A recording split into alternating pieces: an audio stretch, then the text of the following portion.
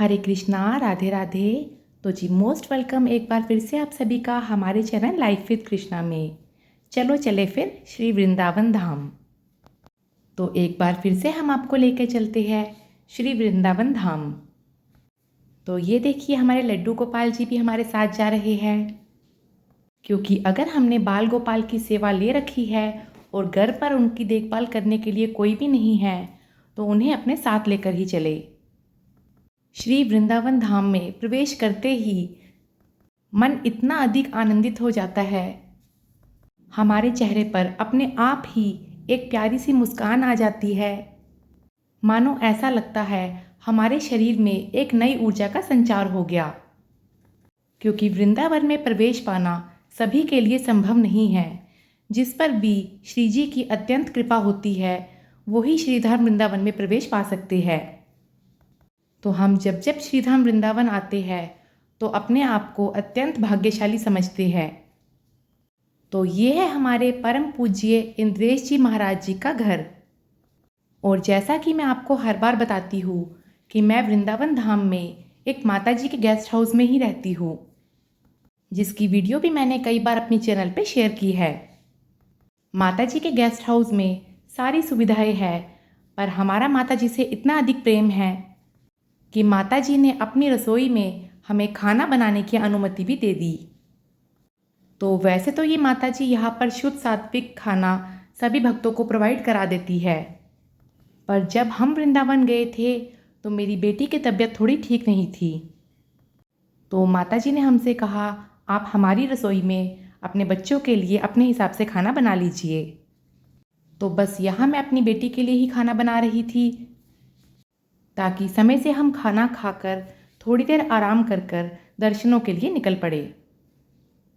तो ये माता जी का फ्लैट है और इसके साथ वाले फ्लैट में ही हम ठहरे हुए थे। तो वहाँ पर भी माता जी ने इंडक्शन की सुविधा दी हुई है। हम अपना चाय कॉफ़ी थोड़ा बहुत सामान जो हमें बनाना हो हम बना सकते हैं। तो फ्रेंड्स यहाँ आकर तो बिल्कुल ऐसा लगता है कि हम अपने घर में ही आ गए हैं, क्योंकि माता जी ऐसा फील ही नहीं होने देती कि हम किसी गेस्ट हाउस में या होटल में ठहरे हैं। तो बस यहाँ पर खाना पीना हमारा हो गया था, थोड़े से हमने फ़ोटो शूट कर लिए और अपने बाल गोपाल को यही रूम में विराजमान कर दिया। और सबसे पहले हम चले यमुना महारानी के दर्शन करने। तो यमुना महारानी जी के दर्शन हम जितनी बार भी करें उतना ही कम लगता है। यहाँ का नज़ारा, यहाँ के लोग इतना सुंदर लगता है कि बस यही रुकने का मन करता है। अक्सर लोग यमुना घाट पर आते हैं और बोटिंग करके चले जाते हैं, पर यहाँ का असली आनंद तो तब है जब आप यहाँ पर किसी के मुख से यहाँ का महत्व सुनेंगे। यमुना घाट पर दीप दान करें, यमुना किनारे थोड़ी देर बैठकर नाम जाप करें, संकीर्तन करें, यमुना किनारे स्नान करें और एक बॉटल में यमुना जल अपने साथ भरकर ज़रूर ले जाए। तो जिस तरह से हम गंगा जल अपने घर पर रखते हैं, हमें यमुना का जल भी अपने घर पर रखना चाहिए और समय समय पर अपने ठाकुर जी को यमुना के जल से भी स्नान कराना चाहिए। तो बोलिए यमुना महारानी की जय, श्री कृष्ण की पटरानी की जय। तो यहाँ हो गए हमारे यमुना महारानी जी के दर्शन। अच्छे से हम यहाँ बहुत देर बैठे, आनंद लिया और उसके बाद आगे के लिए चल पड़े। तो फ्रेंड्स यहाँ से जाने का बिल्कुल भी मन नहीं कर रहा था।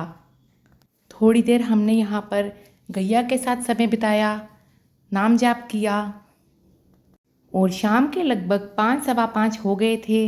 हमें जाना था अभी ठाकुर जी के दर्शन करने। तो वृंदावन आप जब भी आए यमुना महारानी के दर्शन ज़रूर करें और उसके बाद तीनों ठाकुरों के दर्शन ज़रूर करें। तो चलिए ठाकुर जी के दर्शन कराने से पहले हम आपको लेके चलते हैं सेवा कुंज में। तो ये देखिए हमारे वृंदावन की कुंज गलियाँ। तो सेवा कुंज को निकुंज वन भी कहा जाता है। ये भी निधि वन की तरह ही एक वन है, पर यहाँ पहुँचना सभी के लिए संभव नहीं होता। बहुत ही कम लोग यहाँ पर पहुँच पाते हैं, क्योंकि ज़्यादातर लोगों को निधि वन के बारे में तो पता है पर सेवा कुंज के बारे में नहीं पता। तो सेवा कुंज मंदिर इमली तला मंदिर और दामोदर दास मंदिर के पास में ही है। यहाँ पर निधिवन की तरह आपको बंदर परेशान नहीं करेंगे, क्योंकि ये चारों तरफ से बंद है और ये बहुत ही सुंदर और शांत स्थान है। यहाँ भी हमारे प्रिया प्रीतम की रास लीला होती है। यहाँ हमारे ठाकुर जी श्री जी की सेवा करने आते हैं। श्री हरिवंश जी की तपस्या स्थली भी यहीं पर है। तो फ्रेंड्स, जैसे निधिवन स्वामी हरिदास जी की सेवा स्थली है, वैसे ही सेवा कुंज हरिवंश जी महाराज जी की तपस्या स्थली है।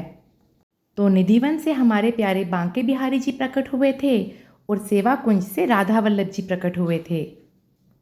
तो जो निधिवन है वो हमारे प्रिया प्रीतम की श्रृंगार स्थली है और सेवा कुंज उनकी रास स्थली।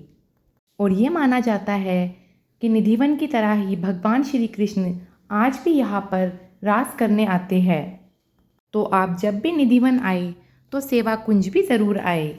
यहाँ पर हमारे ठाकुर जी ने हमारी राधा रानी के चरण दबाकर उनकी सेवा की थी, इसीलिए इस स्थान को सेवा कुंज के नाम से जाना जाता है।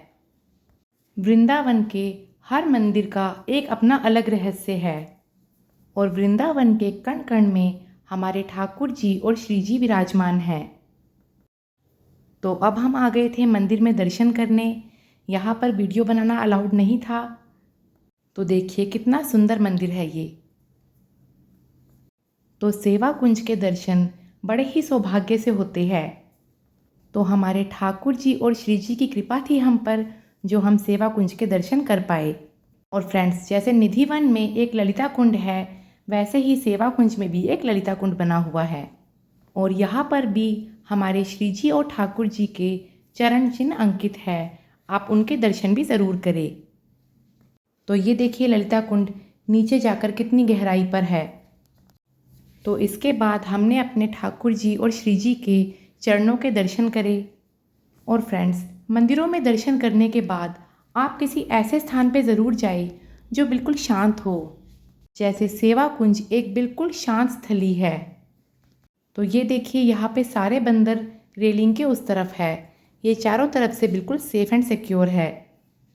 और जब भी आप किसी शांत स्थली पे जाए, वहाँ कुछ देर ठहरे, बैठकर भजन करें या नाम जाप करें, क्योंकि भीड़ भाड़ में तो हमें ठाकुर जी के दर्शन ही बड़ी मुश्किल से हो पाते हैं।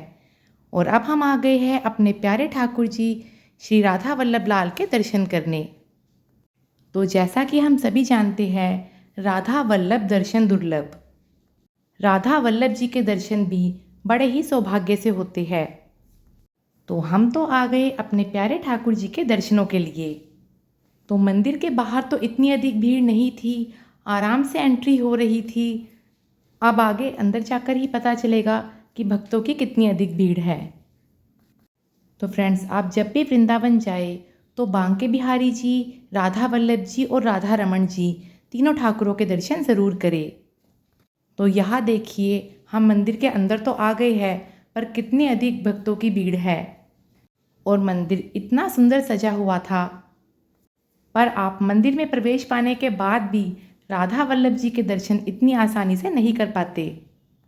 हमारे वृंदावन के ठाकुरों के दर्शन करने के लिए भक्तों का धक्का लगना तो बनता ही है। तो हम भी यहाँ भीड़ में जैसे तैसे आगे पहुँच गए और आगे जाकर हमने देखा यहाँ हमारे राधा वल्लभ लाल जी का ब्याहुला हो रहा था। ब्याहुला का अर्थ होता है विवाह समारोह। हमारे प्यारे राधा वल्लभ लाल जी का जब भी दिल करता है उनका ब्याहुला समारोह हो जाता है। तो फाइनली उनके दर्शन तो हमें हो गए और उसके बाद हमने पी वृंदावन की ठंडी ठंडी छाछ।